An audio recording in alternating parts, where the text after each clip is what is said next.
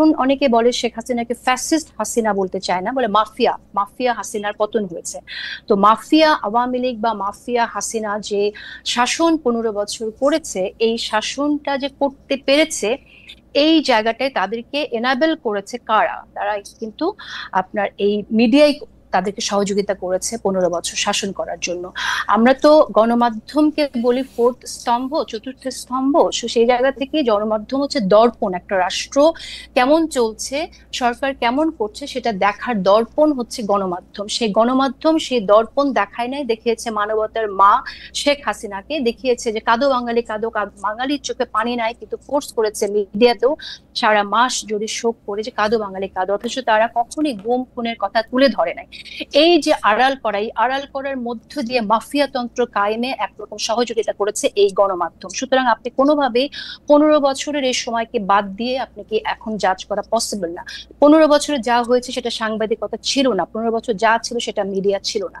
এখন যা হচ্ছে, ভঙ্গুর একটা রাষ্ট্র, সম্পূর্ণ ধসে পড়া একটা রাষ্ট্র নতুন করে বিনির্মাণ করার জন্য যে প্রচেষ্টা, সেই প্রচেষ্টাটা আমরা ঠিকভাবে নিতে পারছি কিনা, সরকারের উদ্যোগ কি আমরা সাংবাদিকরা সেটা করতে পারছি কিনা, সেই জায়গাটায় যদি আমরা কথা বলি তখন মনে হয় কথা বলাটা সহজ হয়ে যায়।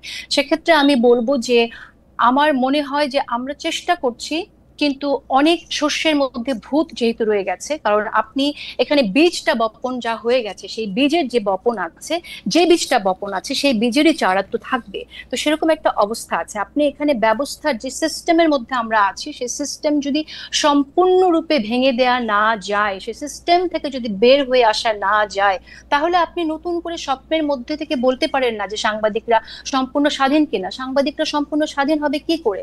একটি ঘরের কি আপনার শুধুমাত্র আহ পর্দাটা বদলালে হয়ে যাবে? একটি ঘরের কি শুধু দুয়ারের রংটা বদলালে হয়ে যাবে যে সেই ঘরটা অন্যরকম হয়ে গেল? তা তো না।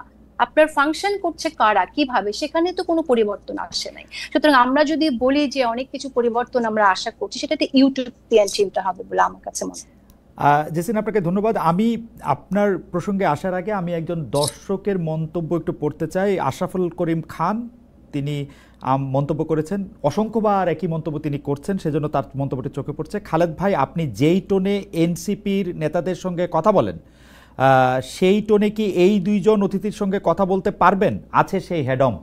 ঠিক আছে, মানে না, সেটা আমি পারবো না, কারণ হচ্ছে যে মানে দুইজন অতিথি বা দুই ধরনের অতিথি দুই রকম। আমি এবার একটু প্রসঙ্গে আসি জেসিন, আপনার জন্য আমার স্পেসিফিক প্রশ্নটা যেটা ছিল সেইটাও আসলে এরকমই একটা প্রশ্ন। সেটা হচ্ছে যে আপনি বলছেন যে এই যে যারা স্বৈরাচার ছিল, যারা ফেসিস্ট ছিল, তাদেরকে আসলে এনাবল করেছে কারা, মিডিয়া সহযোগিতা করে, মিডিয়া তাদেরকে, সরকার কি করেছে সেইটা তারা আসলে দেখায় নাই, দর্পণ হিসাবে তাদের যে কাজ করা দরকার ছিল সেটা তারা করে নাই। কিন্তু মুশকিল হয়েছে তথ্য প্রযুক্তির যুগে আমরা কিন্তু মিডিয়া যে এটা করে নাই, মিডিয়া যে এটা এরকম ফেল করে গেছে, সেই জন্য বাংলাদেশের জনগণ, পাঠক, অডিয়েন্সও মিলিয়ে মিডিয়াকে কিন্তু সাংঘাতিক রকমের হলুদ কার্ড, লাল কার্ড দেখিয়ে গেছে। এবং মিডিয়া কিন্তু বাংলাদেশে ইরেলেভেন্ট একটা জিনিসে পরিণত হয়েছিল শেখ হাসিনার সময়ে। কেউ বাংলাদেশে গণমাধ্যমকে সেই অর্থে আর বিশ্বাস করতে পারে নাই।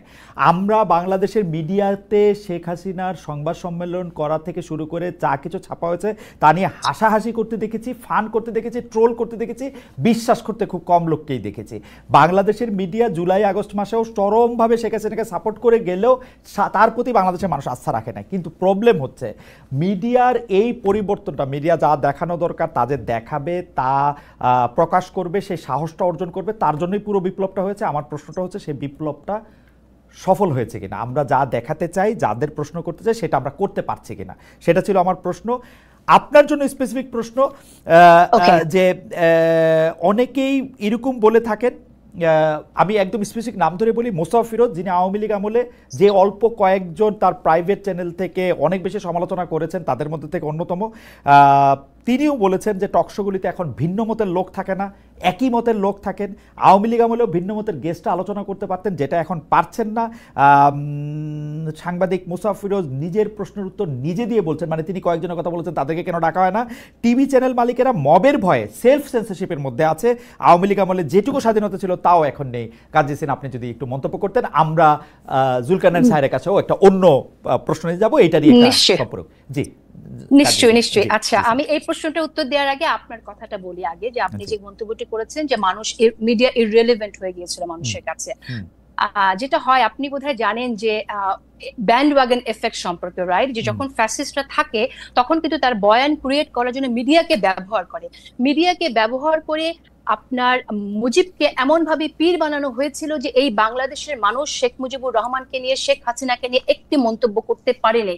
একটি ভয়ের সংস্কৃতি হয়েছিল, এবং যার পরিণতি হচ্ছে এতগুলো মানুষ, হাজার মানুষ, আমি স্পেসিফিক সংখ্যায় যাচ্ছি না, এতগুলো মানুষ প্রাণ দিতে হয়েছে তাদের জন্য। এটা দায় মিডিয়ার থাকবে। মিডিয়া ইররিলেভেন্ট হয়ে গেলেও মিডিয়ার দায় মিডিয়াকে নিতে হবে।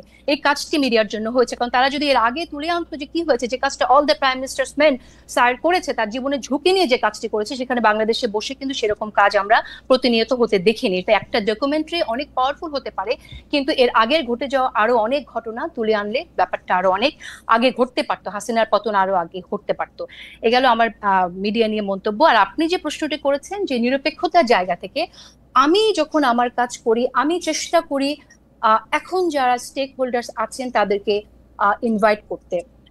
আমাদের অনেক সমস্যাই হয়, আপনি নিজে হোস্ট করছেন একটা অনুষ্ঠান, নিজে পরিচালনা করছেন, আপনি জানেন যে কি ধরনের চ্যালেঞ্জ ফেস করতে হয়, অনেকের সাথে বসতে চায় না, এই ধরনের প্রবলেম থাকে। তারপর আমার জায়গা থেকে আমি মনে করি যে আমি যতটুকু চেষ্টা করছি সেটা আমি সৎভাবেই চেষ্টা করছি সবার পার্টিসিপেশন রাখার জন্য। আমাকে শোনা এরকম মন্তব্য শুনতে হয় যে আমি আমার প্রোগ্রামে শুধু কেন এত এনসিপির নেতাদেরকে কেন ডাকি, তারা তো ছাত্র, তারা তো অল্প বয়স, তাদের সাথে অনেকে বসতে চায় না, আপনি কেন ডাকেন? আমার শুনতে হয় এরকম মন্তব্য। আমার এরকম মন্তব্য শুনতে হয় যে আমি অনেক জামাতে নেতাদের ডাকি, কিন্তু আমি তাদেরকে ডাকি এজন্যই যে গণ অভ্যুত্থানের যারা স্টেক হোল্ডার্স, আমি মনে করি তাদের ভয়েস, তাদের ইনক্লুসিভনেস আমাদের মেনটেন করা, ম্যানেজ করা দরকার, যে কোনো ভাবেই হোক আমাদের আলোচনার মধ্যে। এখন আপনি আমাকে বলতে পারেন যে আমি কেন আওয়ামী লীগের একজন নেতাকে আমি ডাকি না, সেটা যদি হয় আমার নিরপেক্ষতার লিটমাস টেস্ট, তাহলে আমি বলবো যে দুঃখিত, আমি আওয়ামী লীগের কোনো নেতা, অ্যাজ লং অ্যাজ আমি যতদিন পর্যন্ত তারা ক্ষমা না চাইছে তাদের অপকর্মের জন্য এবং জনমানুষ তাদেরকে গ্রহণ না করছে, আমি কেউ না তাদের ভয়েস মানুষকে শোনানোর জন্য। আমি এই দায়িত্ব নেব না, এবং আমি দায়িত্ব নিতে আগ্রহীও না। যে অপরাধ করেছে তারা করেছে, সে অপরাধের জন্য তাদেরকে সরি বলতে হবে, মাফ চাইতে হবে। মানুষ যদি মাফ করে তখন ডেফিনেটলি তারা আসবে মানুষের জন্য ভবিষ্যতে কি করতে চায় সে কথাটা বলতে। আমি অবশ্য আপনার বক্তব্যের মূল নির্যাসের সাথে আমি একমত। আমি আমি আমি আমি জনাব মোস্তফা ফিরোজ যেটি বলতে চাইছেন, যারা আওয়ামী লীগ আমলে মানে আওয়ামী লীগকে উনি ডাকতে বলতেছেন না আসলে, কিন্তু আওয়ামী লীগ আমলে যারা আওয়ামী লীগকে মৌন বা নীরব সমর্থন দিয়েছেন তাদেরকেও কি আপনি ডাকের বাইরে রাখবেন কিনা, বা তাদেরকে ডাকের বাইরে কি মবের ভয়ে রাখা হচ্ছে কিনা সেটা আপনি বলবেন কিনা। যে ধরেন সরাসরি আওয়ামী লীগ করে নাই, ধরেন তারা খুন খারাপিতে অংশ নেয় নাই, উনি কয়েকটা নামও বলেছেন আসলে, সৈয়দ ইশতিয়াক রেজা, জয় মামুন, এরকম কয়েকটা নামও বলেছেন। আচ্ছা, এখন একটা বিষয় সেটা হচ্ছে যে মিডিয়া নিয়ে কথা বললে তো অনেকের কথায় চলে আসে। তো আমি আসলে দেখেন, আমরা তো কলিগস একসময় একসাথে কাজ করেছি, কিন্তু আমরা অত্যন্ত দুঃখজনক ভাবে প্রত্যক্ষ করেছি যে যখন চোখের সামনে, সবার চোখের সামনে এই ছাত্রদের হত্যা করা হয়েছে, তখন তারা এই পতিত হাসিনার অফিসে গিয়ে তারা যে বক্তব্য রেখেছেন, এটা তো আমাদের জন্য অত্যন্ত দুঃখজনক ছিল। টু উইটনেস, সাক্ষী হওয়া ইতিহাসের, যে সাংবাদিকরা এই জায়গায় চলে যেতে পারে, তাদের মানবতা বোধ তারা এইভাবে বিসর্জন দিতে পারে, এই অন্ধত্ব তাদেরকে পেয়ে বসতে পারে, এটা তো আমাদের জন্য দুঃখজনক। আমি আপনাকে এই জায়গায় একটু থামাই, কারণ আমার দ্বিতীয় প্রশ্নটার মধ্যে যে আপনার এই সাংবাদিকদের যে শেখ হাসিনার সাথে যে তাদের সম্পর্ক, তাকে যে আসলে আপনি প্রথমে যে অ্যানাবল করার কথাটা বলেছেন, সেটার ক্ষেত্রে আপনার যে জায়গা, সেটা অন্য পেশাজীবীদের ক্ষেত্রে একই রকম কিনা সেটা নিয়ে আমরা দ্বিতীয় প্রশ্নে আসবো। আপাতত একটু স্যারের কাছে যাই। যে স্যার, আপনি একজন পেশাদার সাংবাদিক, আপনার অনুসন্ধানের মাধ্যমে, সোর্সের মাধ্যমে রাষ্ট্রের দুর্নীতি, অসঙ্গতির অনেক ডকুমেন্টস আপনার হাতে আসে, সেগুলি কিছু আপনি নিজের সোশ্যাল মিডিয়াতেও তুলে ধরেন। তার মানে ব্যক্তি আপনার সঙ্গেও একটা সংবাদ মাধ্যমের একটা প্রতিযোগিতা আছে, যে মানে আপনি যেটা আসলে আপনার প্রতিষ্ঠান থেকে তুলে ধরছেন না, এমন অনেক কিছু আপনার ব্যক্তি জায়গা থেকে আপনি এটা তুলে ধরছেন। এই যে আপনার সঙ্গে আপনি সহ অন্য আর যারা এই প্রকাশ করার ক্ষেত্রে নিজস্ব প্ল্যাটফর্ম ব্যবহার করতেছে, সেইটার সঙ্গে কি গণমাধ্যমের একটা প্রতিযোগিতা হইতেছে? এবং এই প্রতিযোগিতাটা কি মানে সম প্রতিযোগিতা, অসম প্রতিযোগিতা? এই প্রতিযোগিতার মধ্যে, কারণ আমি সাংবাদিকতার এতটুকু বুঝি, যা কিছু এডিটেড না তা কিছু জার্নালিজম না। এখন যদি কোনো কিছু মানে এইটা আপনি আসলে কিভাবে আপনি এটা দেখবেন? কারণ অনেক সময় তো এরকমও হইতে পারে, স্বামী আমি জাস্ট আরেকটা লাইন বলি, অনেক সময় তো এরকমও হইতে পারে যে আপনি হঠাৎ করে ক ব্যক্তিকে খুব অপছন্দ করতে শুরু করলেন। যদি আপনি ক ব্যক্তিকে অপছন্দ করতে শুরু করেন, তখন দেখা যায় যে ধরেন ক আর খ দুইজনের ব্যাপারেই আপনার কাছে তথ্য আছে, আপনি সিলেক্টিভভাবে শুধু ক এর বিরুদ্ধে রিপোর্টটা আপনি প্রকাশ করলেন। এটা হইতে পারে কিনা বা এটা হচ্ছে কিনা এখন? আপনি যখন উপদেষ্টা আসিফ মাহমুদ সজীব ভুঁইয়ার এয়ারপোর্ট থেকে বেরিয়ে আসাটার ওই ভিডিও যখন আপনি প্রকাশ করলেন, তখন এই উপদেষ্টা কিন্তু প্রশ্ন তুলেছেন যে রাষ্ট্রের গোপন ও বিশেষায়িত স্পর্শকাতর তথ্য, অর্থাৎ এয়ারপোর্টের সিসি ক্যামেরার তথ্য যদি আপনার কাছে চলে যায়, তার মানে আপনার তো বিভিন্ন জায়গায় বিভিন্ন মানুষজনও আছে, এবং সেইটার ক্ষেত্রে আপনি একটা পিক এন্ড চুজ করতেছেন। আসিফ মাহমুদ সজীব ভুঁইয়াকে আপনি দেখতে পারেন না, এনসিপিকে আপনি অপছন্দ করেন, সেই জন্য এটা সঙ্গে সঙ্গে আপনি দিয়ে দিচ্ছেন। কিন্তু বিএনপির কেউ হইলে, আমি কথার কথা করতেছি, বা জামাতের কেউ হইলে সেইটা আপনি দিতেন না। ব্যাপারটা কি একটা মানে একটা অসম জায়গা তৈরি করতেছে কিনা? ব্যাপারটা মোটেও অসম জায়গা তৈরি করতেছে না, এবং আপনি একটা বেশ মজার একটা একটা একটা একটা চ্যাপ্টার নিয়ে আসছেন। I will go back to the before one, যেটা বলতেছিলাম যে আজ থেকে 15 বছর 20 বছর পরে গেলে যখন এগুলো নিয়ে আলোচনা হবে, if I am alive or not, তখন এগুলো কি হিসেবে গণ্য হবে? তখন এগুলো এই হিসেবে গণ্য হবে যে বাংলাদেশে সাংবাদিকতা করাটা এতটাই ভীতিকর ছিল যে সাংবাদিকরা অমুক সাংবাদিকের জুলকারনাইন সায়ের খানের রিপোর্ট নিত না, এই লোককে বাধ্য হয়ে অনলাইনে রিপোর্ট প্রকাশ করে দিতে হইতো। এটা এডিটেড বলেন, র বলেন, হোয়াট এভার ইট ইজ। তো অবস্থাটা এতটাই একটা ভীতির সিচুয়েশন আমাদের মধ্যে ক্রিয়েট হয়েছিল। আর আমি তো এর আগে ওজন আজিজের যে এয়ারলাইনের ভেতরে থাকা ফুটেজ ক্যাপচার করে নিয়ে আসছিলাম।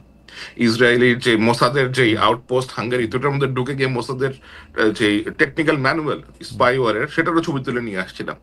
সেগুলো তো স্পর্শকাতর জায়গায় ছিল, এবং সেগুলো তো আমি পাবলিক ইন্টারেস্টের জন্যই করেছি, অনুসন্ধানী সাংবাদিকতার জন্যই করেছি। আসিফের সাথে আমার তো ব্যক্তিগত কোনো দ্বন্দ্ব নাই, আমি ওরা ভালো করে চিনিও না, কখনো কথা হয় নাই।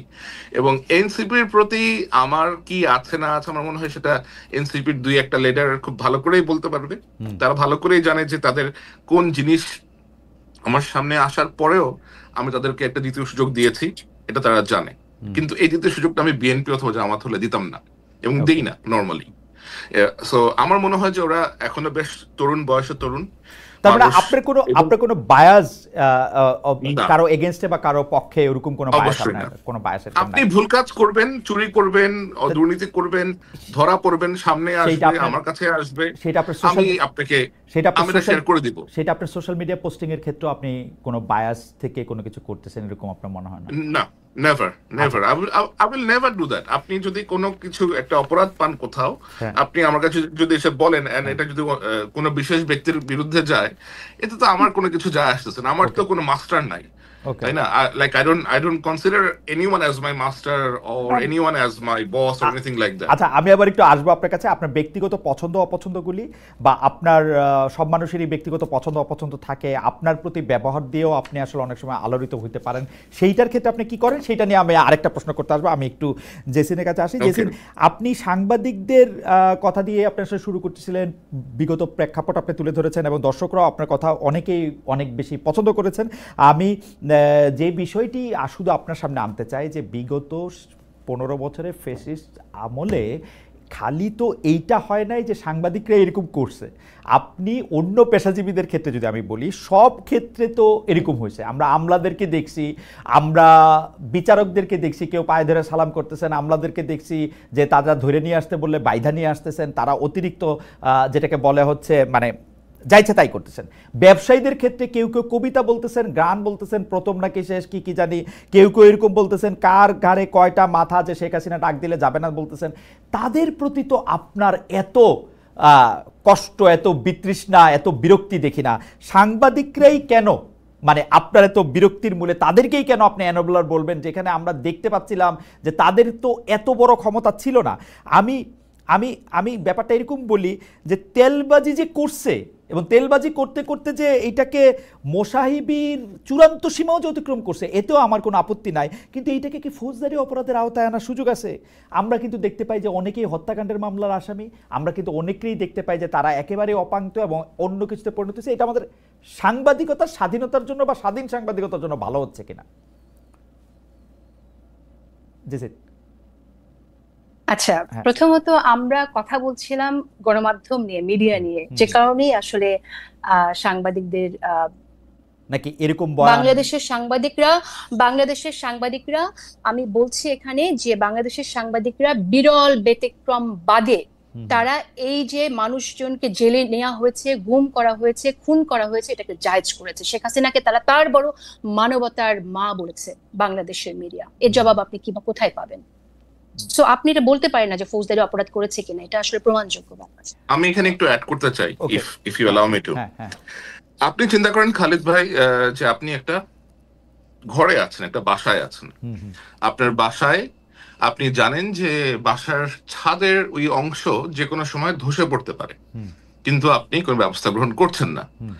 আপনি দেখছেন, আপনি ব্যবস্থা গ্রহণ করছেন না, কারণ আপনি জানেন যে যদি এটা কমপ্লেন করেন, আপনার বাসার যিনি মালিক আছেন অথবা বাসার যিনি কর্তা আছেন, তিনি হয়তো বিষয়টা নিয়ে আপনাকে বকাঝকা করবেন অথবা পছন্দ করবেন না, যে তুমি ওই খরচ বাড়াইতে আসছো কেন। হঠাৎ করে ওই ছাদটা ভেঙে পড়ে বাসার 3টা লোক মারা গেল, দোষটা কার হবে? উড ইউ ফিল যে আপনি এটার জন্য দোষী কিনা?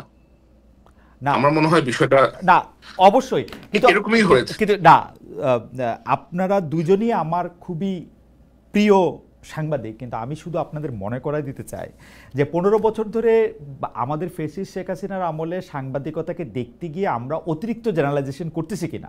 কারণ আমরা কিন্তু শেখ হাসিনা, আমি বলি আমরা কিন্তু শেখ হাসিনার যাবতীয় যত দুষ্কর্ম, সেই দুষ্কর্মের যতগুলি আমরা জানি সেগুলি কিন্তু সংবাদ মাধ্যমের মাধ্যমেই জানি।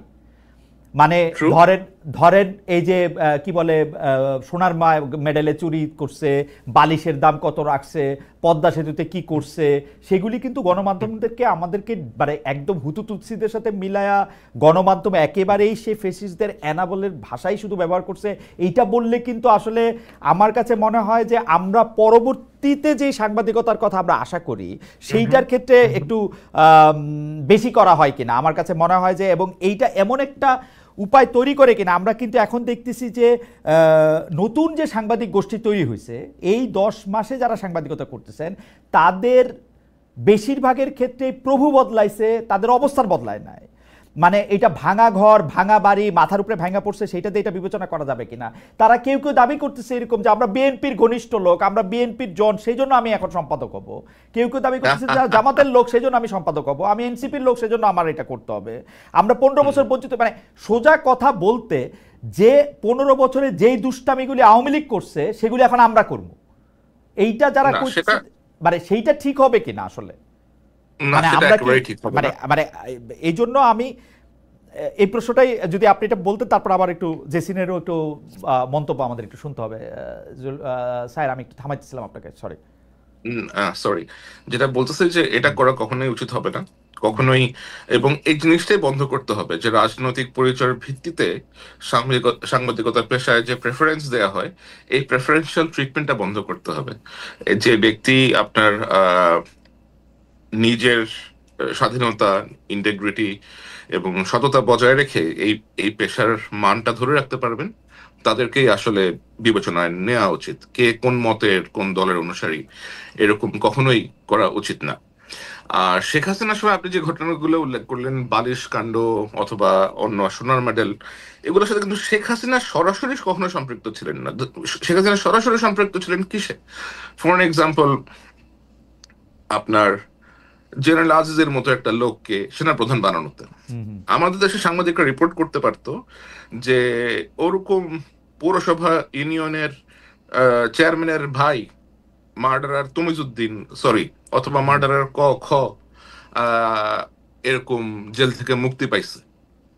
এবং সে এখন স্যার আপনি কিন্তু খেয়াল করলে দেখবেন যে জেনারেল আজিজকে ধরেন বাংলাদেশে সাংবাদিকতা করতে হইলে তো আসলে আপনাকে মানে এরকম একটা দেশ, যে দেশের মধ্যে আপনি তো আসলে যে অভিযুক্ত তার সঙ্গে আপনি কথা বলতে হবে, সেই অভিযুক্তের সঙ্গে আপনি কথা বলতে পারতেছেন, আপনার রিপোর্ট তৈরি হচ্ছে না। কিন্তু আপনি পত্রপত্রিকায় কিন্তু দেখবেন এই জোসেফ হারিসের কথা কিন্তু মানে অসংখ্যবার পত্রপত্রিকায় ছাপা হয়েছে। আপনি দেখবেন যে মানে বিভিন্ন ছুতা নাতায় কিন্তু ছাপা হয়েছে। এমনকি আমরা যে জার্মানি থেকে জেনারেল আজিজের ইন্টারভিউ করছি, কতগুলি প্রশ্ন, যেহেতু তার উত্তর প্রশ্ন সবগুলি ভয়ঙ্কর ছিল, তার উত্তর মানে তার 4বার চাকরি চলে যাওয়া উচিত শুধু এই উত্তর দেওয়ার জন্যই, বা ফৌজদারি অপরাধ হওয়া উচিত, সেগুলি কিন্তু আবার সে ছাপানো হয়েছিল পত্রপত্রিকাগুলিতে, মানে যখনই গণমাধ্যম মিনিমাম সুযোগ পাইছে সেগুলি কিন্তু ব্যবহার করা হয়েছে। শেখ হাসিনার বিরুদ্ধে অভিযোগের ক্ষেত্রে আমি বলে দিই, এস আলমের ঘটনাটাতে শেখ হাসিনা যখন স্টেপ ইন করলো তখন কিন্তু পত্রপত্রিকাগুলি একটা বড় ভূমিকা পালন করছে শেখ হাসিনার এইটা উন্মোচন করার জন্য। আপনি দেখবেন জুলাই আগস্টের মধ্যে উনি যখন এই ভয়ঙ্কর সিদ্ধান্তগুলি নিতেছে, সবগুলি পত্রপত্রিকা বা বেশিরভাগ পত্রপত্রিকা কিন্তু দাঁড়াইতেছে তার এগেনস্টে, জনমত তৈরি করার জন্যই দাঁড়াইতেছে, যখন সুযোগ পাচ্ছে তখন কিন্তু দাঁড়াইতেছে। এই ডিউ ক্রেডিটটা আমরা দিমু কিনা সেইটার হচ্ছে কথা, মানে নাকি আমরা এখন দেখেন আপনি যে 2014 সালে একটা ইলেকশন হয়েছে, আমাদের 2018 সালে যে একটা ইলেকশন হয়েছে, সেই ইলেকশন করার সময় গণমাধ্যম আসলে কতটা স্ট্রং ভূমিকা রেখেছিল সেটা কিন্তু আমরা দেখি নাই। হ্যাঁ, কিছু যখন একটা আওয়াজ তুলছি, যখন জিনিসটা সামনে চলে আসছে, তাও আমাদের মতো আপনার যারা দেশের বাইরে ছিল এদের হাত ধরে, তখন জিনিসটা নিয়ে আপনার আলাপ আলোচনা করা সহজ ইজি হয়ে গেছে, because somebody has brought it to the light. But deliberately নিজের থেকে, যেমন ধরেন এসালমের নিয়ে যে এত কাণ্ড হলো, এসালমের মাধ্যমে যে ইসলামী ব্যাংকটা দখল করা হয়েছে রাষ্ট্রীয় আপনার গোয়েন্দা সংস্থা ব্যবহার করে, এটা তো প্রথমে রিপোর্ট করেছে আপনার দ্য ইকোনমিস্ট।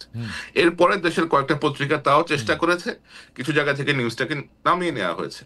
যেমন বিএনপির সালাউদ্দিন সাহেব, ওনাকে দেশের একটি সংস্থার র্যাব নিয়ে গিয়ে তাকে পিক করে আপনার বর্ডারের অপর সাইডে গিয়ে ছেড়ে দিয়ে আসছি। একটা পত্রিকা ছাড়া, নিউ এজ ছাড়া, সাংবাদিক মুক্তাদির রশিদ এবং ডেভিড বার্গম্যান ছাড়া এটা নিয়ে এত এক্সটেন্সিভ রিপোর্ট আর কেউ করতে পারে নাই। ডেভিড বার্গম্যানের পক্ষে বাংলাদেশে থাকা পসিবল হয় না, মুক্তাদির রশিদকেও বিভিন্ন জায়গাতে ডেকে ডেকে নিয়ে গিয়ে হেনস্থা করা হয়েছে।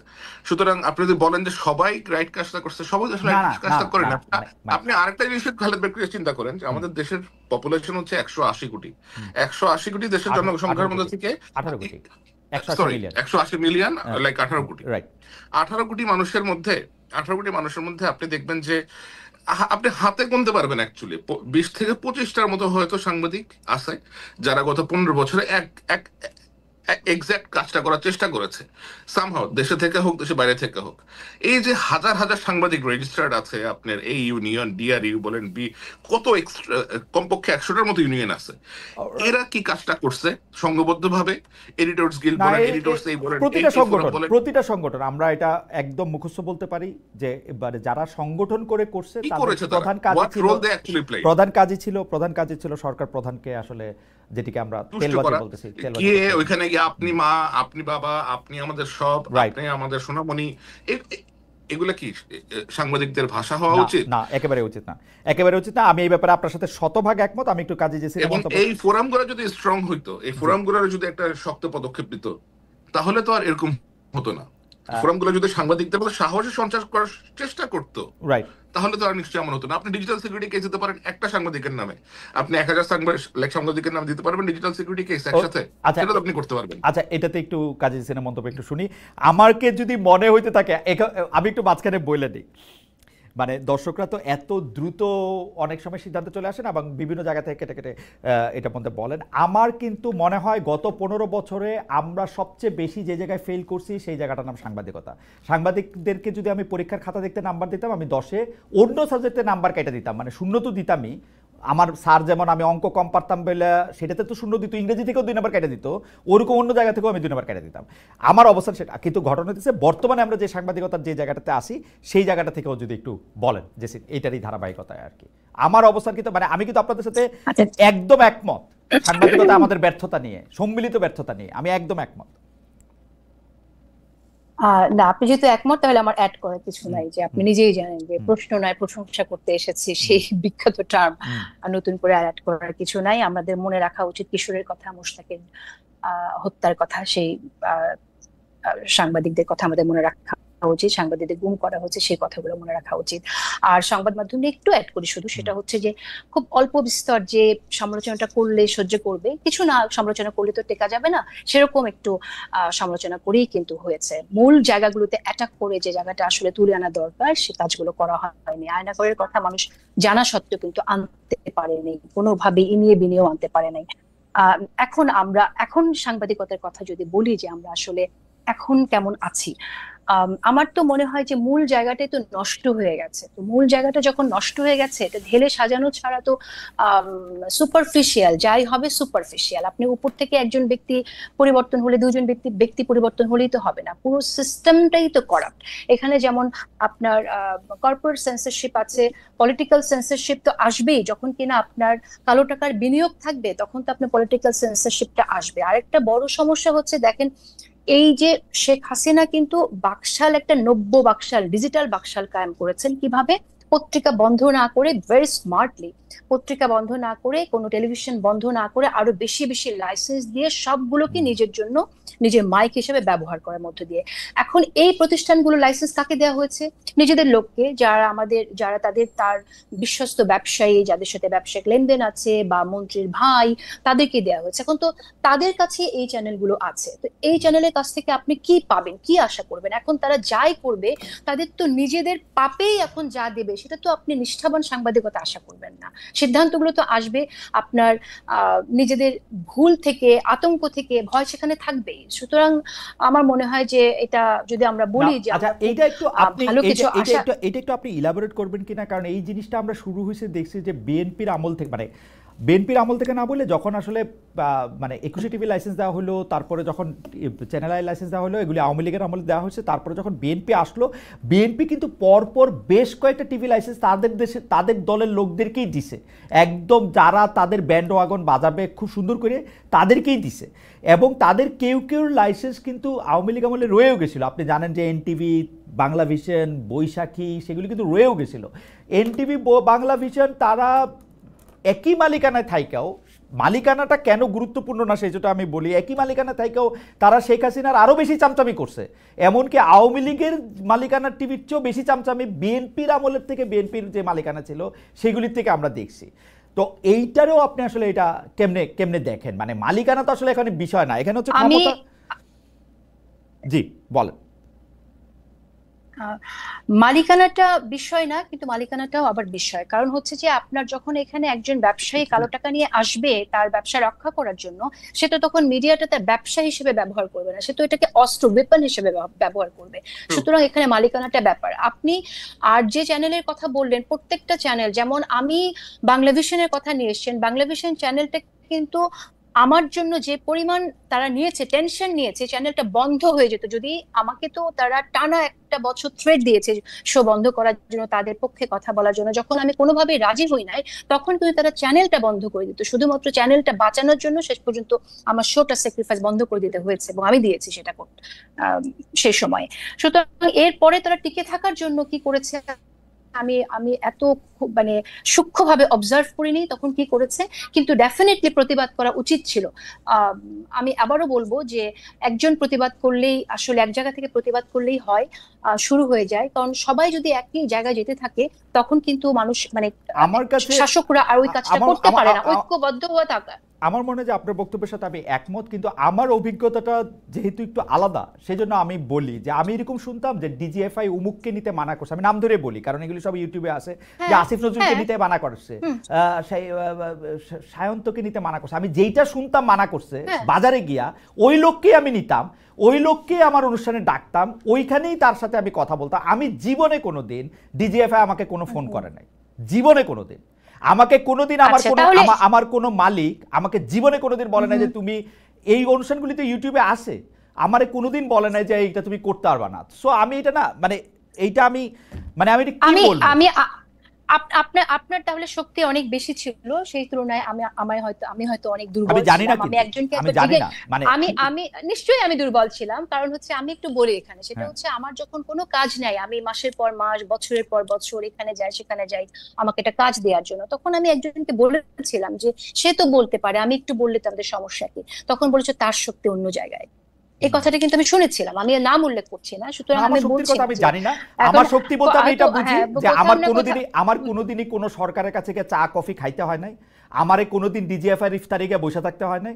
আমার শক্তির জায়গা আমি বুঝি যে আমার একটা থানার ওসি বদলানোর ক্ষমতা ছিল না, ওইটাই আমার শক্তি। দ্যাটস ওয়াই আমি কোনোদিন যেহেতু পাওয়ারফুল ছিলাম না, সেহেতু আমি কোনোদিন পাওয়ারহীন হই নাই আর কি, এইটা আমি বুঝি। ওসি বদলানোর শক্তি ছিল কিনা সেই জায়গাটা আমি আমরা না প্রেস ক্লাবে যাই, গেলে এই কারণ গল্প হচ্ছে যে শুনতাম যে মানে আমরা সাংবাদিকরা ফোন করলে নাকি ওসি বদলায় যায়। আমি প্রেস ক্লাবে গেলে এরকম গল্প আমিও শুনতাম। শুনেছি, কিন্তু সেই প্র্যাকটিসটা কোনোদিন আমিও করিনি, কখনোই না। সো ওটা বলতে চাইছি না, আমি বলতে চাই যেটা যে সত্যতার সাথে যদি সাংবাদিকতা কেউ করতে চায় তাহলে সে করতেই পারে, কিন্তু তার পাশে মানুষকে থাকতে হয়, প্রতিষ্ঠানকেও থাকতে হয়, সেটা আমি পাশে প্রতিষ্ঠানে পাইনি। থাকাটা খুব সেই জরুরি। জায়গা থেকে প্রতিষ্ঠানে প্রতিষ্ঠানে থাকাটা খুব জরুরি, সেটা খুবই জরুরি, এবং প্রতিষ্ঠানের যদি মালিক হয় আরো পাওয়ারফুল, তখন তার শক্তিটা হয়ে যায় আরো বেশি। হয়তো সেটা আমার ছিল না, সেজন্য আমি হয়তো পারি না। আর আমি যে টেলিভিশনে কাজ করতাম সেই টেলিভিশনের মালিক ছিলেন সালমান এফ রহমান। সেজন্য আপনার পাওয়ার অনেক না বেশি ছিল সেটা মনে হয়। আমি সালমান এফ রহমান, আপনাদের মনে আছে 2018 সালে তিনি একজন ফরেস্ট কুকসন বোধহয় একজন জরিপকারী আমেরিকান একজনকে ডেকে এনে তিনি একটা জরিপ করালেন, যেখানে দেখা গেল আওয়ামী লীগের সাংঘাতিক ভালো সম্ভাবনা, 200 নাকি 250 আসন পাবে 2018 ইলেকশনে। আমি ফরেস্ট কুকসনকে ডাইকে আমার টেলিভিশনে কিন্তু জিজ্ঞেস করতেছিলাম যে আপনি যে সালমান এফ রহমানের টাকা নিয়ে এটা করলেন, এটা যে একটা কনফ্লিক্ট অফ ইন্টারেস্ট হচ্ছে, কারণ উনি এখন ইলেকশন করতেছেন, এটাকে আপনি বোঝেন? That I could do. এখন খালেদ ভাই, now I will have to step in. আমি তো শুনলাম এতক্ষণ সালমান এফ রহমান কে actually, what he does. Okay, তার কাজটা কি? He is a power broker. He does behind the scene many activities which suggest that he has very deep entrenched connection with deep state. তার কাজই হচ্ছে এগুলা করা। সে সামনে একটা কাজ করবে, পিছনে আরেকটা কাজ করবে, আর আপনাকে যে সে ফ্রিডমটা দিয়েছে সেটা দিয়ে সে বলবে যে আমি তো প্রেস ফ্রিডম এনশিওর করেছি, দেখো আমার টিভিতেও নিয়ে যাওয়া হয়। এগুলা হচ্ছে সব তার এটা নিয়ে আমি দ্বিমত করব না, কারণ উনি যখন এমপি হয়েছেন কিভাবে বিএনপি নেতার মেয়েকে বিয়ে করে, কেন করে তারা, এই যে আমি আপনাকে দেখতে পারি না, আমরা সম্পর্ক করতেছি কি আপনার অপোজিশন পার্টির সাথে, so that you can have access to everywhere. এবং এভাবে কিন্তু এই ব্যক্তিগুলো এভাবে এই কার্ডগুলো খেলে আসছে বছরের পর বছর। আপনাকে তারা সুযোগ দিয়েছে ইন্ডিপেন্ডেন্ট টেলিভিশনে, আপনাকে জীবনেও লাইক ওরা কল করবে না। কিন্তু আমারও মনে হয়েছে 2018 সালে উনি যখন এমপি হলেন, সরকারের শেখ হাসিনার যখন উনি সরাসরি পদে যোগ করলেন, তারপরে কিন্তু আমি আর ইন্ডিপেন্ডেন্ট টেলিভিশনে থাকলাম না। আমার কিন্তু থাকারই কথা ছিল এখানে, আমি থাকলাম না, কারণ তারপরেরটা আমি আর জানি না, কারণ আমি সেন্স করতে পারছিলাম যে আমার আর ওইভাবে থাকা বোধহয় আর ঠিক হবে না। হাউএভার, আমার প্রসঙ্গ বাদ দিয়ে এখন আরও অনেকগুলি গুরুত্বপূর্ণ প্রসঙ্গ আছে, সেই প্রসঙ্গদের একটু আনি। তার আগে দর্শকদের কাছে জানতে চাইছিলাম যে গণমাধ্যমের স্বাধীনতা সমর্থন করে এনসিপি নেতা হাসনাত আব্দুল্লাহ বলেছেন, স্বাধীনতার নামে ফেসিবাদের দোসরদের সুযোগ দেওয়া ও অপতথ্য প্রচার মেনে নেওয়া ঠিক হবে না। প্রিয় দর্শক, এই হুঁশিয়ারি সঠিক বলে মনে করেন কিনা? শতকরা 80% দর্শক মনে করছেন যে তারা এটা সঠিক মনে করেন, শতকরা 20% দর্শক মনে করছেন এটি সঠিক তারা মনে করছেন না। আরেকটা বিষয় নিয়ে জেনে আমি এই প্রসঙ্গটা জুড়েই যেটা নিয়ে আমরা মানে পোল করেছি সেটা নিয়ে একটু আপনাদের মন্তব্য শুনতে চাই। আমি প্রশ্নটা একটু সাজাই, তার আগে একটু বলে রাখি, আমাদের অনেক দর্শক প্রশ্ন করেছেন যে আপনি কাজী জেসিনকে প্রশ্ন করলেন যে তিনি আওয়ামী লীগের নেতাদের নেন বা নেন না কিনা। আমাকে এই প্রশ্ন করলে কি হবে? আমি আওয়ামী লীগের নেতাদের নিতে চাই, শেখ হাসিনাকে, ওবায়দুল কাদেরকে এবং আওয়ামী লীগের প্রেসিডিয়ামের যারা সদস্য আছেন বা সর্বশেষ যারা সদস্য ছিলেন তাদের কাউকে, অন্য কারোর সাথে আমার কথা বলার আগ্রহ নাই। যারা নীতি নির্ধারক আছেন তারা কিভাবে কি করলেন, কেমনে দেশ চালালেন, কেমনে গুলি করলেন, কেমনে পালাইলেন, সেগুলি আমি তাদের জানতেই চাই। যদি তারা আসতে চান আমি সবসময় তাদেরকে নিতে চাই এবং তাদেরকে প্রশ্নও করতে চাই। কাজী জেসিন, আমি আপনার কাছে যে প্রশ্নটি করতে চাই সেটি হচ্ছে যে এনসিপি নেতা হাসনাত আব্দুল্লাহকে মানে মিডিয়া হাউসের কথা বলে যে কথা বলেছেন, মানে যেটাকে অনেকটা হুঁশিয়ারি বলে মনে হইতেছে, এর প্রতিবাদ করেছেন আবার দেশের প্রধান প্রধান সাংবাদিক সংগঠনগুলো। যদিও আমি সায়েরের বক্তব্যের সাথে সম্পূর্ণ একমত, সাংবাদিক সংগঠনগুলি নিয়ে আমার খুব বেশি উচ্চাসা নাই। এইটা কিন্তু সাংবাদিকতার নামে, মানে আমি যে জায়গাটাতে আপনাদের দুজনেরই দৃষ্টি আকর্ষণ করতে চাই, সাংবাদিকতার নামে যে সময় আবার অপতথ্য ছড়ানো হইতেছে সেইটা তো আমরা অবশ্যই কন্ডেম করব, কিন্তু আমরা যখন এটা জবাব দিতে গিয়ে দেখলাম যে আরো কয়েকটা বানোয়াট ফটো কার্ড আবার এনসিপির নেতারা আবার এটাকে ক্যারি করলেন, হুমকি দিলেন, সেইটা কিরকম ভাবে দেখা হচ্ছে। আমি একটু সায়েরকে বলি, সায়ের থেকে শুনি, তারপর আপনার কাছ থেকে শুনবো জেসিন। হ্যাঁ, আমি একটু সায়ের থেকে শুনি যে এইটাকে আসলে এই ব্যাপারগুলিকে আপনি আসলে স্বাধীন সাংবাদিকতার কোন জায়গাগুলিতে আপনি দেখেন? যারা এই ধরনের বানোয়াট তথ্য প্রচার করে থাকে অথবা উদ্দেশ্য মানে একটা পাল্টাপাল্টি আয়োজন আর কি, ফটো কার্ড এই সেই তথ্য প্রচার করে থাকে, এটা তো এবং আপনি কমপ্লেন আসার পরে তারা এটাকে আবার উইথড্র করে নেয়। আমার মনে হয় এটা একজনের চরিত্র অথবা একজনের পার্সোনালিটি অথবা তার যেই কাজ, সেই কাজে একরকমের কালিমা অর্পণ করার একটা একটা চেষ্টা আর কি, যে একটা কালিমা লেপন করার চেষ্টা করা হয়, পরে যখন সত্যটা বের হয়ে আসে তারপরে তারা নিউজগুলো উইথড্র করে নেয়। এবং এই ধরনের কাজ, এই ধরনের ফটোকার্ড, এই ধরনের উদ্দেশ্য প্রণোদিত ফটোকার্ড, যেমন কিছুদিন আগে দেখলাম আমি যে লিখেছে সার্জিসের বন্ধুর বাসায় 3 বস্তা টাকা পাওয়া গেছে। You go inside the story, it is totally different.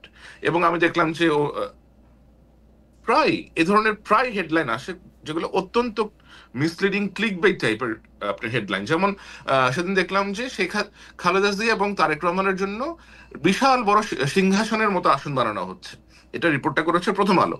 তো আমি রিপোর্টের ভেতরে গিয়ে দেখলাম যে এটা কি বিএনপি থেকে করতেছে। আমি দেখলাম যে কোথাকার টেকনাফের ভেতরে কোন এক ইউনিয়নের কোন এক গ্রামের মধ্যে বসে এক বিএনপি নেতা, তার মনে খায়াস হয়েছে যে সে তার পার্টির লিডারদের জন্য এগুলা বানাবে। But the way the headline is created is intended to like create a very distorted narrative যে আচ্ছা বিএনপির লোক তখন ক্ষমতাতেই আসে, এখন বসে বসে এরকম করে চেয়ার বানাইতেছে।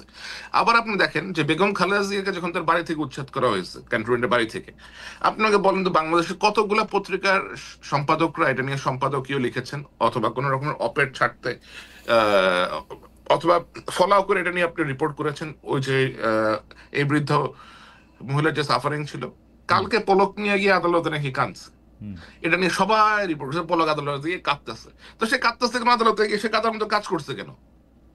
না, আপনার কাছে কি মনে হয় না যে পলক যে আদালতে গিয়ে কাঁদতেছে, এটা যখন সাংবাদিকরা রিপোর্ট করতেছে বা গণমাধ্যমে গুরুত্ব দিয়ে ছাপা হইতেছে, সেটা এই কারণে যে দেখো খুনি ফ্যাসিস্টদের এখনকার অবস্থা দেখো, এইটা বোঝানোর জন্য? এটা তো তার খুশি করার জন্য না মনে হয় আমার। আমি পড়ে তো এটাই মনে হইলো, আমার পড়ে তো এইটাই মনে হইলো যে মানে পলকের কি দুরবস্থা এটা দেখো, যে এই হয় এই হয়। তাহলে লাভটা হইলো কি? একটা হচ্ছে ফ্যাসিস্টের ভয়ে আপনি নতজন হইয়া তখন একজনের একটা বয়স্ক মহিলার কষ্টের কথাটা তুলতে পারলেন না, আর এখন ফ্যাসিস্ট কেন সাফার করতেছে এটারে আপনি ফলো করে দিতেছেন। আবার এটাকে কেউ কেন না, মানে এই হয় মানে দুষ্টের ক্ষয় শিষ্টের জয়, এটা দেখানোর জন্য। সেটা তো কেউ লিখে না। এই যে আপনি যে কথাটা এখন বললেন, দুষ্টের ক্ষয় শিষ্টের জয়, কেউ কিন্তু এই শিরোনামটা করে নাই। বলছে যে আদালতে দাঁড়িয়ে অপলক কাঁদলেন পলক। আরে ভাই তুই এটা লেখ যে পাপের ফসল এখন সে ভোগ করতেছে, এটা কিন্তু কেউ লেখে না। লিখে কিন্তু আমি কিন্তু পড়ি যে ভিতরে টোনটা এটাই থাকে যে এক সময়ের প্রতাপশালী এইসব শব্দটা তো ব্যবহার করে, মাঝখানে ব্যবহার করে, ইন্টারনেট বন্ধ করে দিছিল, এগুলি ব্যবহার করে, আমি দেখছি করে। এক্স্যাক্টলি। আরেকটা হচ্ছে যে ইন্টারনেট যে বন্ধ করছে, ইন্টারনেটটা অ্যাকচুয়ালি কি বন্ধ করছে? ইন্টারনেট কি পলক সাহেব নিজের থেকে ইন্টেনশনালি বন্ধ করছে? তারা তো কেউ অর্ডার দিছে। তো তার নামটা আসে না কেন? যে শেখ হাসিনা যে অর্ডার দিছে।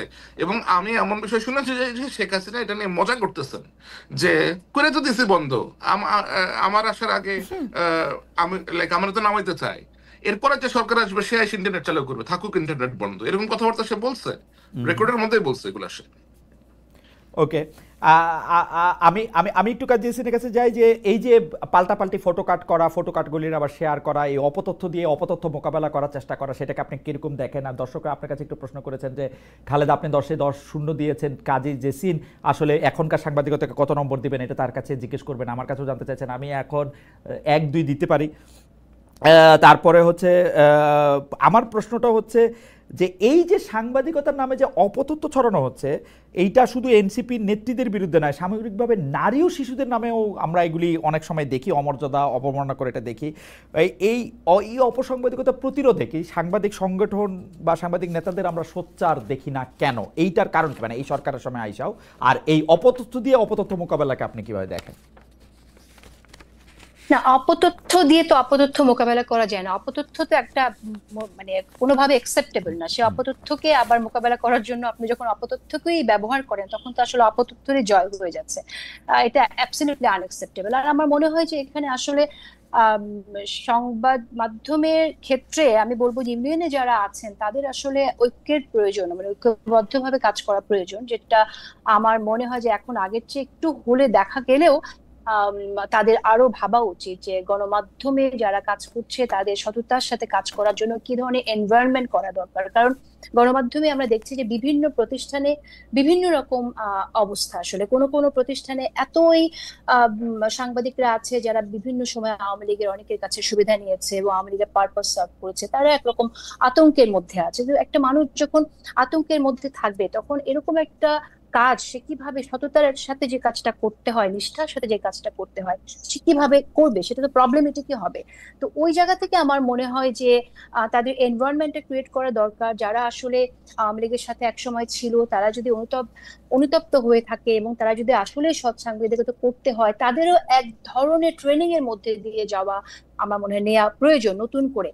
সুতরাং সেই জিনিসটা না করে আপনার ওই যে আমি আবারও বলছিলাম সুপারফিশিয়াল কোনো কিছু হলে সেই প্রবলেমটা অবশ্যই থাকবে আর কি। আর এই যে যে প্রসঙ্গটা আপনি আনলেন, স্যারও বললো যে সার্জিসের বাসায় কার্ড পাওয়া গেছে, টাকা পাওয়া গেছে, এরকম একটা কার্ড দেখলাম আমরা। এরকম কার্ড শুধু এটা না, আপনি অবাক হয়ে যাবেন, আপনি নিশ্চয়ই নিজেও দেখেছেন যে প্রতিষ্ঠিত গণমাধ্যম, জনপ্রিয় গণমাধ্যম গুলোতেও এত বেশি আপনার নিউজ আপলোড করা হচ্ছে, যত দ্রুত আপলোড করা হচ্ছে তত দ্রুত আবার সেটাকে আপনার নামিয়ে ফেলা হচ্ছে, সরিয়ে ফেলা হচ্ছে উইদাউট গিভিং এনি রিজন যে এই কারণে আমরা খবরটা রাখলাম না। এক্স্যাক্টলি। সো এই যে একটা প্রবণতা, এটা অত্যন্ত ব্যাড মেসেজ, এটা খুবই খারাপ একটা মেসেজ দিচ্ছে, এটা আমাদের জন্য অত্যন্ত খারাপ। প্রত্যেকটা প্রতিষ্ঠানে যারা কাজ করছে আমি মনে করি তাদের নিজেদের মধ্যে কথা বলা দরকার যে কেন এই কাজগুলো হচ্ছে, তাদের নীতি ঠিক করা উচিত, সাংবাদিকতার যে নীতি, তাদের যে প্রিন্সিপাল ঠিক করে ট্রেনিং এর মধ্যে দিয়ে নতুন করে তাদের ভাবা উচিত। সাংবাদিকতার নীতি এবং ট্রেনিং এর কথা আপনি বলতেছিলেন, কিন্তু আমরা মানে এই জায়গাটাতে আপনাদের দুজনের কাছে আবার একটু জানতে চাই যে সাংবাদিকতা কিন্তু ট্রায়াল অ্যান্ড এররের মধ্যে দিয়েই আসলে এগিয়ে চলে।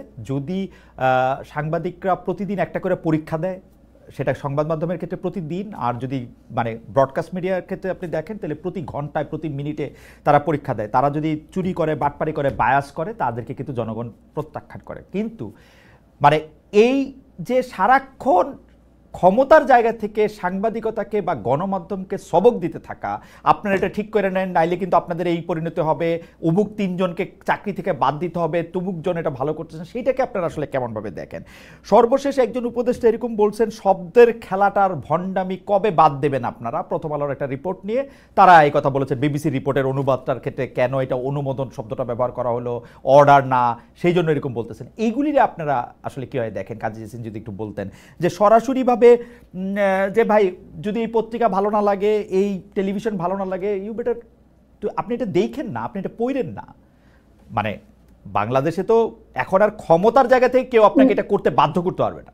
সেই জায়গাটা থেকে আপনারা এটা কিভাবে দেখেন যে একটা হুমকি বা ওকে, এখন আমরা আমরা আসলে এই প্রসঙ্গ বেশ কয়েকবার এটা এসেছে যে সরকারের দিক থেকে কখনো কাউকে এরকম হুমকি দেওয়া হয়েছে কিনা, কারো চাকরিচ্যুতির জন্য, কাউকে সরিয়ে দেওয়ার জন্য কোনো রকম আদেশ বা অর্ডার এরকম ভাবে এসছে কিনা সরকারের দিক থেকে, আমি এটা প্রশ্ন করেছিলাম। আমি কিন্তু উত্তর পেয়েছি যে না, এটা করা হয়নি। এবং আমি এটা তো আমরা জানি যে সরকার কখনোই বলে না হ্যাঁ আমরা এটা করেছি। সো আমি একটু ভেরিফাইও করার চেষ্টা করেছি। আমার কাছে এরকম তথ্য আমি পাইনি যে সরকার থেকে তাদেরকে কাউকে এরকম বলেছে তুমি তাকে স্যাক করো বা এই নিউজটা নামিয়ে ফেলো, এরকমটা আমি এখন পর্যন্ত প্রমাণ পাইনি। কেউ যদি পেয়ে থাকে আমি সাধুবাদ জানাবো আমার সাথে শেয়ার করার জন্য। আর হচ্ছে যে গণমাধ্যমে সরকারের, গণমাধ্যমকে কি বলবো, আপনার গণমাধ্যম যে ফ্রিলি কাজ করছে সেটার জন্য একটা ব্যাপার, যেখানে সরকারের সাথে যে সমঝোতাটা হওয়া দরকার। আপনি যে মেসেজটা আপনি আমাকে এখানে দিলেন যে একজন একটি সংবাদ নিয়ে কথা বলেছে, আমার মনে হয় যে এখানে কমিউনিকেশন, কানেকশন একটা ব্যাপার। এমন একটা সময় আমরা আছি যে আপনার ভারতের যারা ভারতীয় যে মিডিয়া সেটা বাংলাদেশের বিরুদ্ধে নানান রকম প্রোপাগান্ডামূলক নিউজ করছে। এবং আপনি এখানে আমি একটু উল্লেখ করি, আমার উপর প্রধানতম ক্ষোভ ছিল যে ভারতের সাথে যে চুক্তিগুলো হয়েছিল টিপাই মুখ থেকে শুরু করে সেই সময়, সেগুলো নিয়ে আমি অনেক বেশি কথা বলতাম, আমার প্রোগ্রামে অনেক অ্যানালাইসিস করতাম।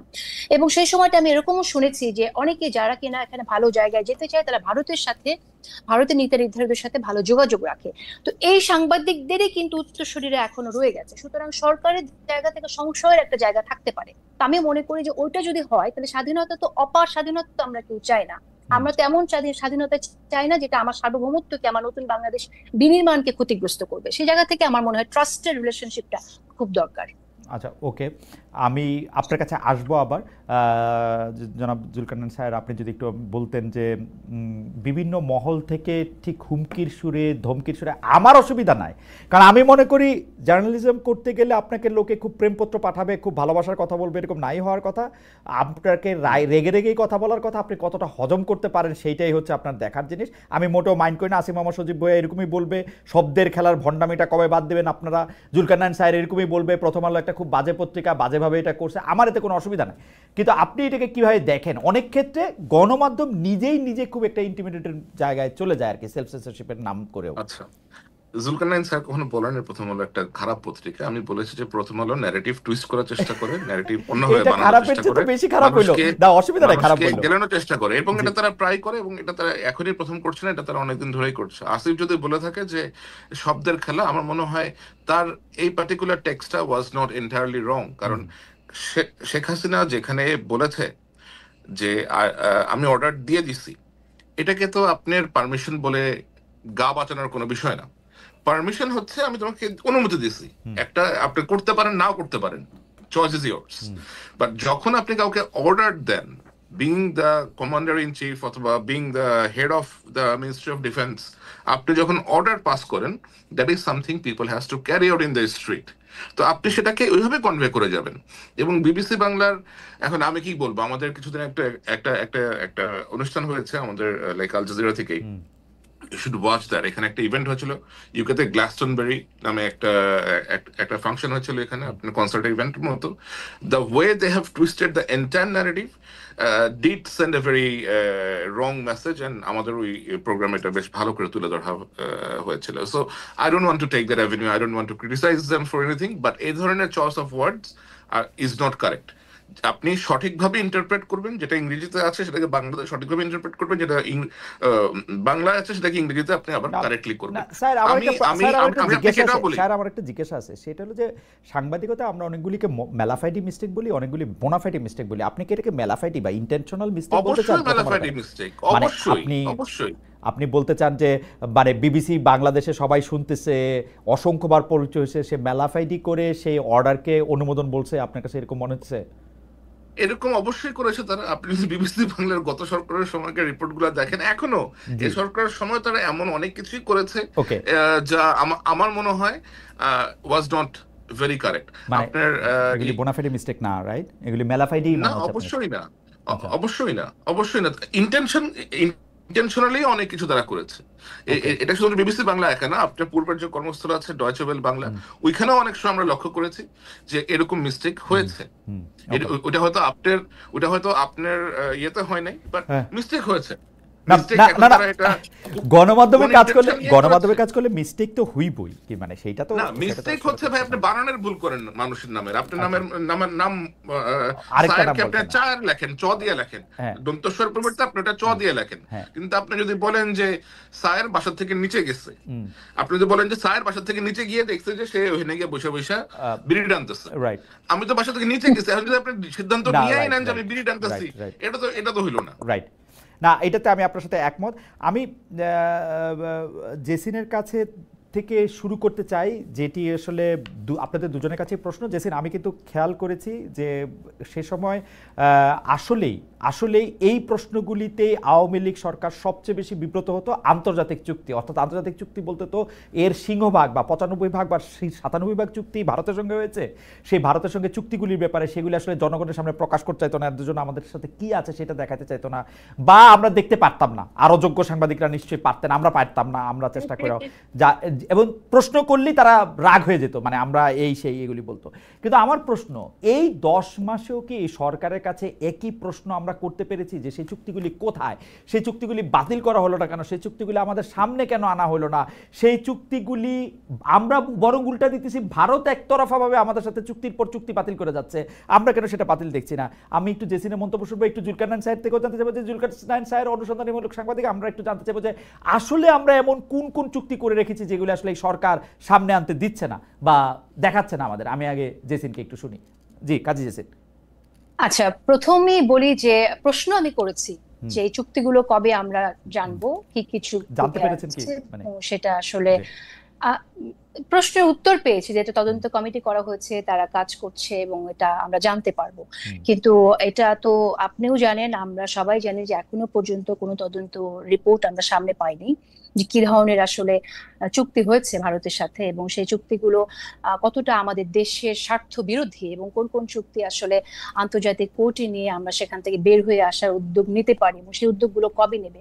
এই প্রশ্নগুলো উত্তর আমরা পাইনি।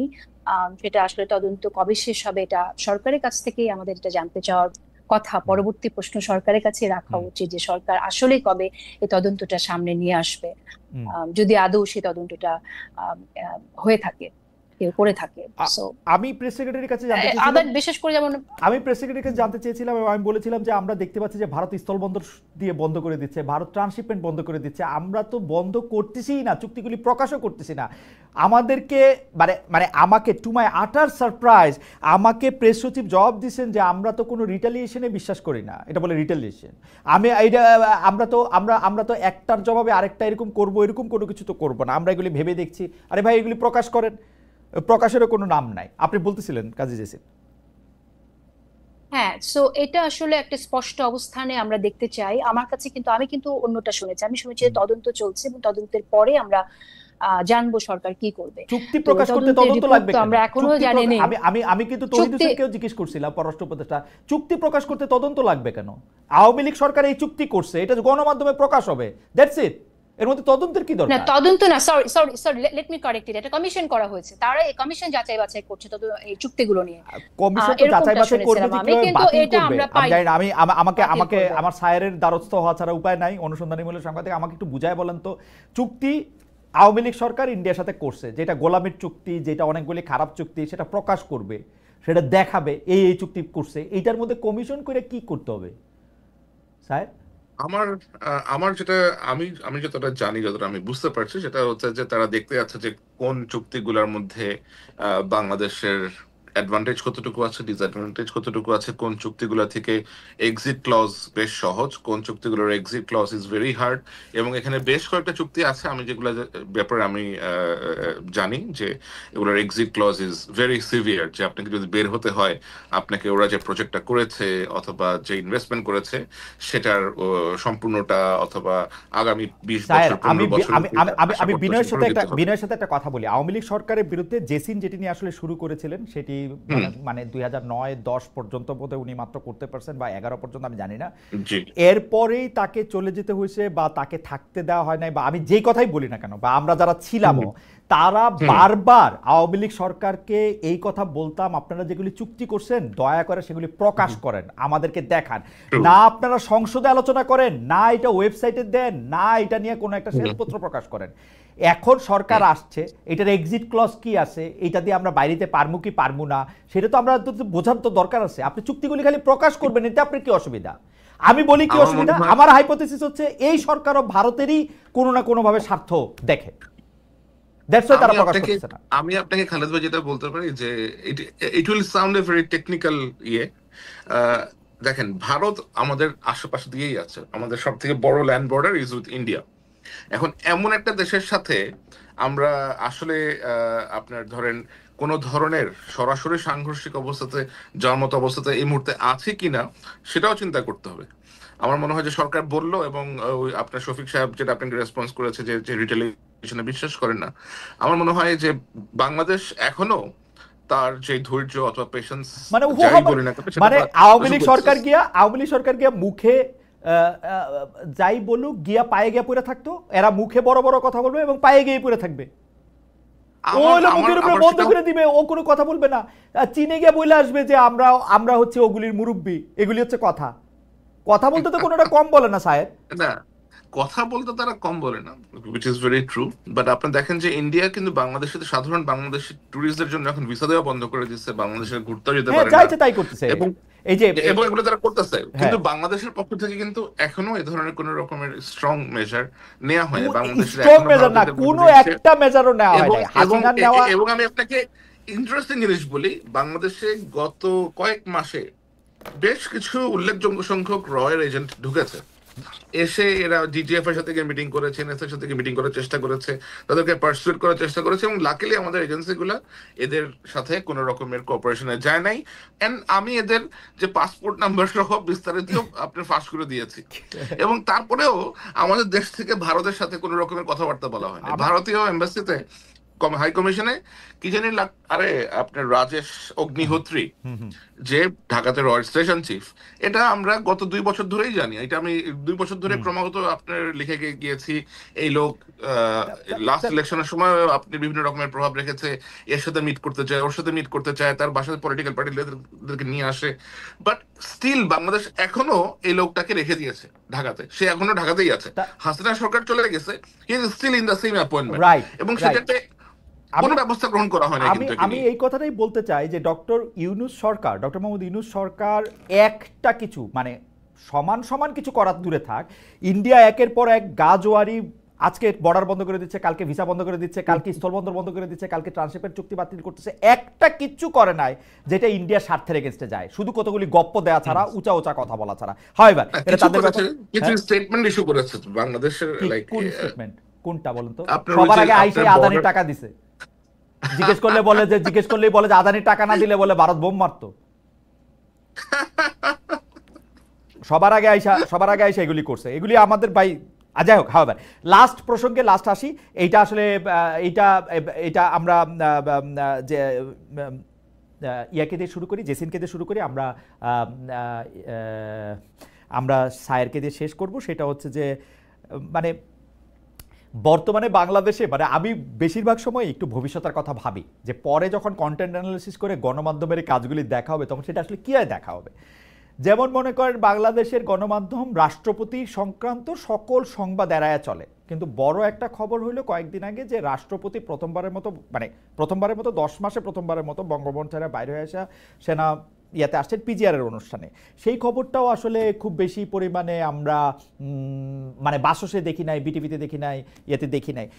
এইটা আসলে কিভাবে বিবেচনা করা হবে? মানে এইটা কি স্বাধীনতা? মানে আমরা ওকে দেখতে পারি না অথচ ও প্রেসিডেন্ট, মানে এটা কেমনে দেখা হবে? আপনাদের দুজন কিভাবে দেখেন আসলে, মানে এইটা কিভাবে আপনারা যদি একটু সাহায্য করতে পারেন। আমি প্রশ্নটা কয়েনও করতে পারি না, আমার খালি মনে আছে যে প্রেসিডেন্ট একজন আছে যারে আমরা আবার খুব বেশি প্রেসিডেন্ট মনে করি না, মহামান্যটা অমান্য তো বলিই না, তার খবরও দেই না, কিন্তু তিনি আবার প্রেসিডেন্ট আছেন, তারে আবার আমরা সরাইতেছি না। মানে এটা কিরকম আসলে, এবং গণমাধ্যমের দৃষ্টিতে এটা কিরকম, যদি জেসিন আগে বলেন।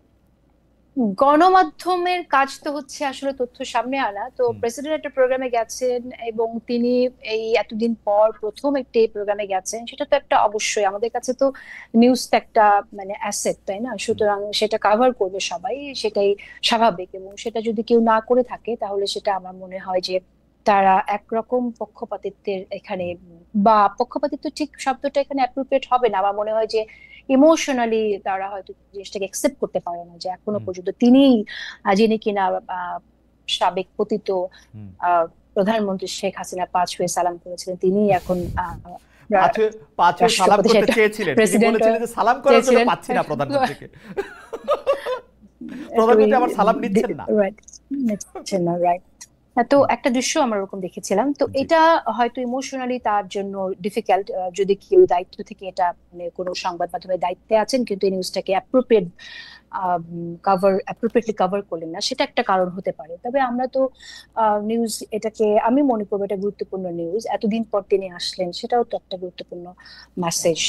এটার পেছনের কারণ আরো অনেক কিছু, স্যার আছে, স্যার আরো ভালো বলতে পারবেন। না, স্যারের সাথে আমি এটা প্রশ্নের সাথে একটু যোগ করতে চাই, এইটা দিয়ে তাহলে আমরা আসলে জেসিনকে দিয়ে অনুষ্ঠান শেষ করব। স্যারের সাথে আমি যেটা যোগ করতে চাই সেই যোগের প্রসঙ্গে আসলে একটু জেসিন বলবেন। স্যার, আপনি প্রেসিডেন্টের প্রসঙ্গটা একটু বলবেন, এবং খুবই ইনসিডেন্টালি সেই প্রেসিডেন্টকে দাওয়াত দিয়েছেন সেনাপ্রধান জেনারেল ওয়াকারুজ্জামান।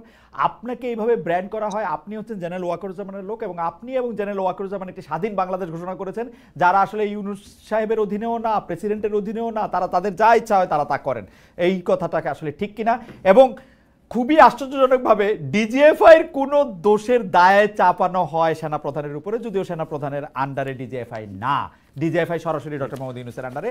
একটু আপনি যদি একটু বলতেন যে সেনাপ্রধানের দাওয়াতে বা সেনাপ্রধান যেখানে উপস্থিত ছিলেন, সেনাবাহিনীতে রাষ্ট্রপতি গেছেন, সেইটা কি একটা আলাদা দেশ কিনা, আলাদা জায়গা কিনা, মানে ডক্টর ইউনূসের আয়ত্তের বাইরের কিনা এটা? এবং সংবাদ মাধ্যমে না আসাটাকে কেমনে দেখেন? এখন দেশে যে একটা প্রেসিডেন্ট আছে আমার কাছে তো আসলে like I don't see his existence anywhere actually. আমার তো মাঝে মাঝে মনে হয় যে সে আসলেও কেউ আছে কিনা, বাট শুনি যে আছে।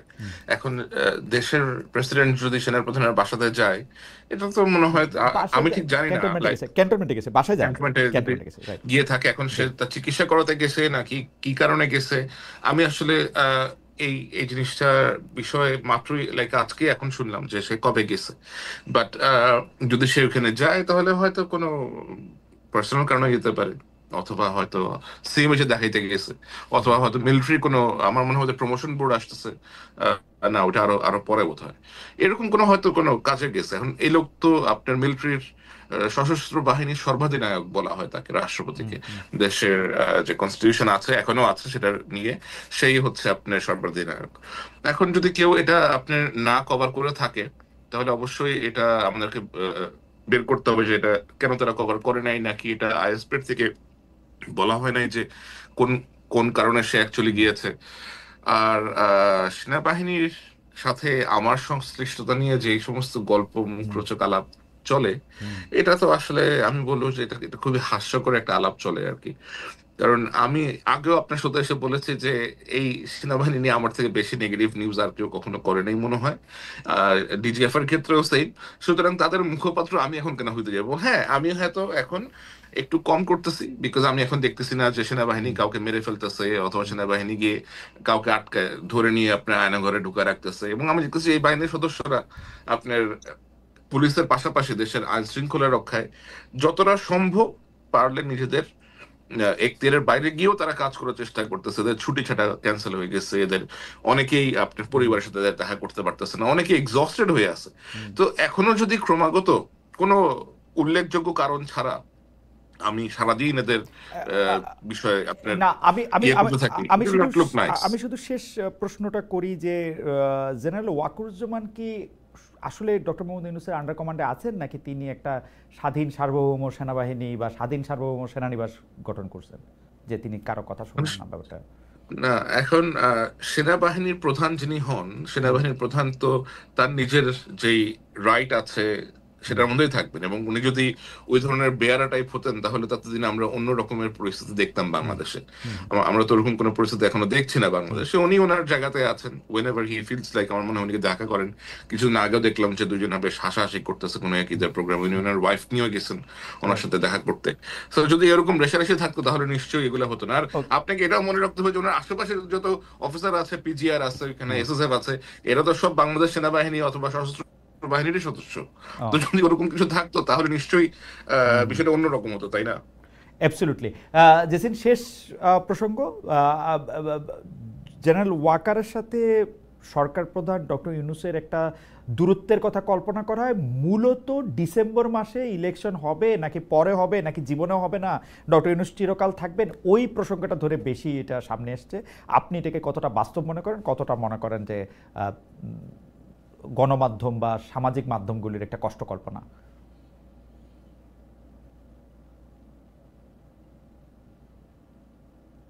এটা তো একটা আসলে অ্যানালিটিক্যাল একটা জায়গায় যেতে হবে। এটা কল্পনা মানে আমাদের একটু অনুমান করেই বলতে হবে, কিছু ইনফরমেশনের উপর বেস করে। আমরা তো আসলে দেখলাম যে মাঝখানে এরকম ঠিক একদম টাইমিংটা যদি দেখি, যে সময়টায় এই তথ্যটা সামনে আসলো যে প্রধান উপদেষ্টার সাথে জেনারেল ওয়াকারুজ্জামানের একটা দূরত্ব আছে, তিনি চান না প্রধান উপদেষ্টা হিসেবে তিনি দায়িত্ব নেই, এই ধরনের ইনফরমেশন আসলো সামনে, রাইট? এনসিপির দুজন নেতার সাথে দেখা হলো, তারপর উনি বলেছেন নির্বাচনের আওয়ামী লীগের পুনর্বাসনের কথা, এ ধরনের কথা সামনে আসলো। তো আমার যেটা মনে হয় যে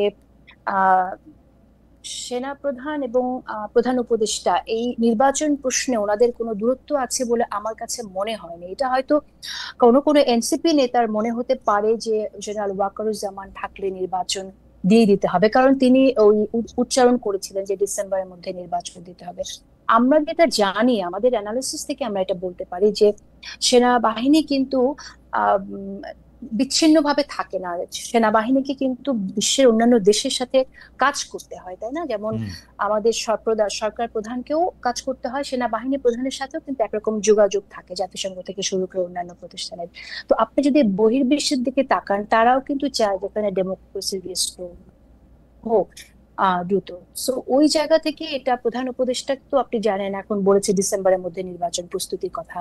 কারণ প্রধান উপদেষ্টাও তো যোগাযোগটা তো প্রধান উপদেষ্টার সাথেই হয়, যে বাইরের আন্তর্জাতিক যেটি চাপের কথা আমরা শুনছি যে এখানে আসলে, কারণ আমরা তো আসলে গ্লোবালাইজেশনের সময়ে বাস করছি, আমরা তো একে অপরের উপর নির্ভরশীল।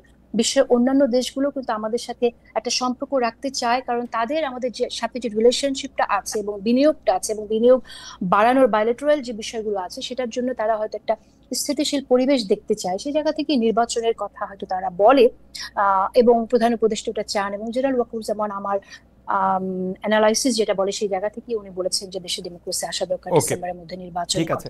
এবং এই এই এই কারণেই হয়তো একটা দূরত্ব সৃষ্টি হতে পারে, এবং অনেকে মনে করতে পারে যে উনি থাকলে সরকার নির্বাচন দ্রুত দিয়ে দেবে। এটা আমার জাস্ট একটা অনুমান। আমরা খুবই গুরুত্বপূর্ণ 2-3টা মন্তব্য এসেছে 2-3টা জায়গা থেকে। আমরা যদি 2টা মিনিট একটু সময় নেই, কারণ আমি অনুষ্ঠান শেষ করে দিতে চেয়েছিলাম। 2টা মন্তব্য যেতে হবে আমার আপনি অফিসে তো।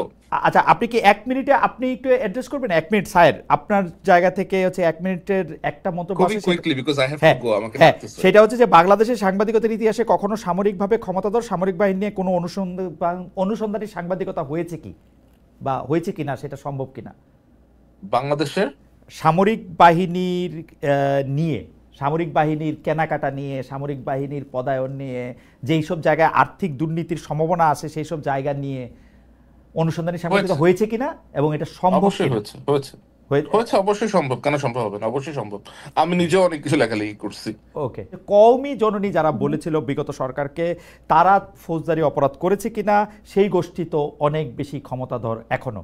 এটি আপনার জন্য একটি প্রশ্ন। আরেকটি প্রশ্ন হচ্ছে, জুলাই আন্দোলন নিয়ে যে বিচার প্রক্রিয়া চলছে, আওয়ামী লীগকে যেভাবে ট্রিট করছে সরকার, পতিত সরকারের লোকজনের মানবাধিকারে এখনো শুধুই ডেভিড বার্গম্যানকেই সোচ্চার দেখা যাচ্ছে। এই দুটি বিষয়ে আপনি কোনো মন্তব্য করবেন কিনা? মানে যদি মানবাধিকারের প্রশ্ন, আমি সেকেন্ড প্রশ্নটা বুঝতে পারিনি আপনার। সেকেন্ড প্রশ্নটা হচ্ছে, আমরা তো মানবাধিকারের কথা বলি, মানবাধিকারের কথা বললে যারা অপরাধ করেছে তাদেরও সমান মানবাধিকারের কথা বলি, কিন্তু যারা মানবাধিকারের চ্যাম্পিয়নও আছে তাদের মধ্যে কয়েকজন উপদেষ্টা পরিষদেও আছেন, স্বাভাবিকভাবে অন্যভাবেও কাজ করছেন তো অনেকেই, কিন্তু যারা পতিত সরকার অর্থাৎ আওয়ামী লীগের এনাবলার যাদেরকে বলা হইতেছে, তাদেরকে যেভাবে ট্রিট করা হইতেছে, তাদের প্রসঙ্গে বা কথা বলতে গিয়ে শুধুমাত্র মানবাধিকারের প্রসঙ্গটা আমরা ডেভিড বার্গম্যানকেই তুলতে দেখছি, আর কাউকে সেরকমভাবে দেখছি না।